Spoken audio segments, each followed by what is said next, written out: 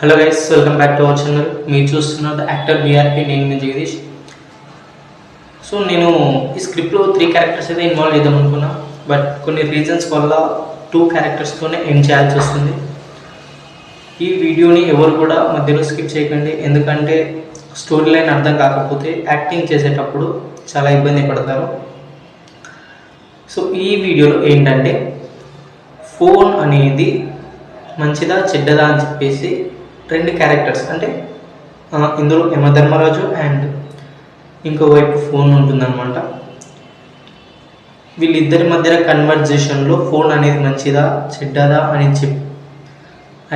చెప్పడమే ఈ స్క్రిప్ట్ యొక్క ఉద్దేశం అన్నమాట. ఓకే గైస్, ఇంకా లేట్ చేయకుండా అయితే వీడియోలోకి అయితే వెళ్ళిపోదాం.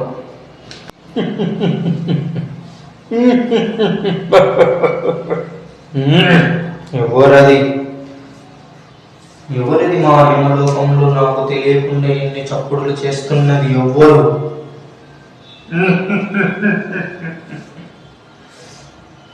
ఎవరది? ధైర్యం ఉంటే నా ముందుకొచ్చి నిలబడు. నేను కనపడను వినపడను, కానీ ఈ భూలోకంనే శాసించగలను. నేనే శరవాణి. నీవు శరవాణివైతే నాకేంటి? ఇది నా లోకం, యమలోకం. నీవు ఇక్కడ నా ముందు నిలబడి తీరాల్సిందే. నన్ను ఎవరు అడ్డుకోలేదు.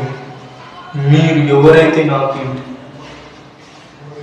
ఓహో, ఆ దుష్ట శరవాణి అంటే నీవేనా? నేనే. కానీ నేను నీ దుష్టానందుకు నీవు బాధపడట్లేదా? లేదు. నేను ఎందుకు బాధపడాలి? నా వల్ల 10 మంది బాగుపడుతుండగా నేను ఎందుకు బాధపడతాను? అదేమిటి? నీ వల్ల ఎందరో మంది జనులు భూమిపైన ఎన్నో అవస్థలు పడుతున్నారు. ఇది నీకు ఎలా గర్వకారణంగా అవుతుంది? మీరు చెడిపోయే వాళ్ళను చూస్తున్నారు, నేను బాగుపడే వాళ్ళను చూస్తున్నాను. అలాగా? అయితే వాళ్ళెవరు? కొంచెం మాకు వివరంగా చెప్పు మహారాజా. నేను శరవాణి. నన్ను ఉపయోగించుకొని 100 మందిలో 10 మంది చెడిపోయినా 90 మంది బాగుపడతారు. ఒకవేళ 100 మందిలో 90 మంది చెడిపోయినా 10 మంది బాగుపడతారు. వాళ్ళు నన్ను ఏ విధంగా ఉపయోగిస్తున్నారు అనే దాన్ని బట్టి వాళ్ళ జీవితం అనేది నిర్ణయించబడుతుంది. అంతేకాని వాళ్ళకు నచ్చినట్టుగా నన్ను వినియోగిస్తే వాళ్ళ జీవితంలో చెడిపోతారు. నాలోనే మంచి ఉంది, నాలోనే చెడు ఉంది. వాళ్ళు దేన్ని నా నుంచి స్వీకరిస్తున్నారో అది నేను వాళ్ళకి ఇస్తున్నాను. ఎందుకంటే ఇందులో నా తప్పేమీ లేదు. నన్ను సృష్టించిన నా సృష్టికర్తలు, నీ యజమాని నీవు ఏది చెబితే అది చేయాలని నన్ను ఆదేశించారు. నేను ఆదేశాల మేరకు మాత్రమే చేయగలను, వాటిని ఉల్లంఘించలేను. కాబట్టి ఈ జనులు నన్ను చూసి పాడైపోతున్నారు, చెడిపోతున్నారు, నాకు బానిసైపోతున్నారు. ఇవన్నీ మాటలు నాకు వర్తించవు. మరి వీటన్నింటికి ఎవరు కారణం? అది మీ మానవులే. అది మీ మానవులు చేసుకున్న పని అదంతా. ఎందుకని అడగండి. మీ మానవులు పొద్దున్నే లేవగానే సోషల్ మీడియా అంటూ ఎవరో అహహా హిహి అనే పెట్టేటివన్నీ చూస్తూ వాళ్ళ సమయాన్ని వృధా చేసుకుంటున్నారు.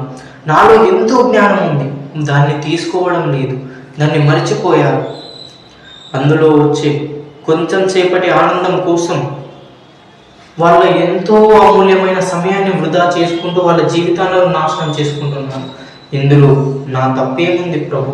నేను ఇందులో ఏమీ చేయలేదు, ఏమీ చేయను కూడా. మీ మానవులు నన్ను దేనితో ఎలా ఏ విధంగా అయితే ఉపయోగిస్తారో నేను ఆ విధంగానే పని చేయగలను. ఇదే నా యొక్క క్రియ. నా క్రియను నేను పాటించకపోతే నా సృష్టికర్త నన్ను నాశనం చేస్తాడు. ఇంతకు మించి నేను ఇంకా ఏమీ చెప్పలేను.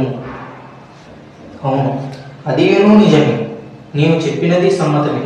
కానీ నీ వల్ల చాలామంది చిన్నపిల్లలు కూడా నీకు బానిసైపోతున్నారు. మరి నువ్వు దీన్ని ఎలా సమర్థిస్తావు? ప్రభు, చిన్నపిల్లలు, వాళ్ళకు తెలియదు. కానీ వాళ్ళ ఇంట్లో ఉండే పెద్దవాళ్ళు ఉన్నారు కదా, మరి వాళ్ళకు తెలియదా, అయ్యో నా పిల్లవాడికి ఇప్పటి నుంచే ఇలా శరవాణిని అలవాటు చేస్తే వాడు జీవితంలో ఎలా బాగుపడతాడు అని తెలుసు. కానీ ఎందుకు చెప్పడం లేదు వాడికి, నీవు ఇప్పటి నుంచే ఇలా చూడకూడదు అని ఎందుకు ప్రశ్నించడం లేదు వాడిని, నీకు ఎందుకు శరవాణి అవసరమని? ఇలాంటివన్నీ ప్రశ్నించి అడిగిన రోజు మాత్రమే మానవుడు నన్ను ఉపయోగించుకునే క్రమం సరిగ్గా ఉంటుంది, లేకపోతే ఇలాగే అందరూ నాశనం అవుతారు. నా నుంచి ఎన్నో లాభాలు ఉన్నాయి, ఆ లాభాలను తీసుకోండి, కానీ నష్టాలను మీరు ముందు చూస్తూ వాటి వల్ల వచ్చే లాభాలను కోల్పోతున్నారు. నష్టాలు అంటే ఏమీ లేదు, మీరు ఆలోచించే విధానం, మీరు ఏ విధంగా ఆలోచిస్తున్నారు అనే దాన్ని బట్టి నా యొక్క క్రియ, నేను చేసే పని మంచిగా చెడా అనేది మీ ఆలోచన పైన ఆధారపడి ఉంటుంది. అది నువ్వు సరిగ్గానే చెప్పావు, కానీ ఎంతకైనా నీవు మానవుల మాట ఎప్పటి వరకు వింటావు? దానికి సమాధానం నా సృష్టికర్తను మాత్రమే మీరు అడగాలి. ఎందుకంటే ఆయన చెప్పిన పని మాత్రమే నేను చేయగలను, నా సొంతంగా నేను ఏది చేయలేను. కాబట్టి దీనికి సమాధానం లేదనే చెప్పవచ్చు. కానీ కొన్ని సంక్లిష్ట సమయాల్లో నాకు నిర్ణయం తీసుకునే శక్తి కూడా నా సృష్టికర్త నాకు ఇచ్చాడు. కాబట్టి నేను దానిని దుర్వినియోగం చేస్తున్నాను అని అనుకోవడం లేదు. ఓహో, నీవు సమాధానాలు చాలా తెలివిగా చెబుతున్నావు.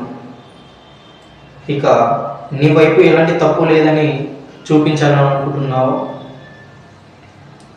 లేదు, నాలోనూ తప్పు ఉంది, ఎందుకంటే నాలో చెడు కూడా ఉంది కదా, అది నా తప్పే.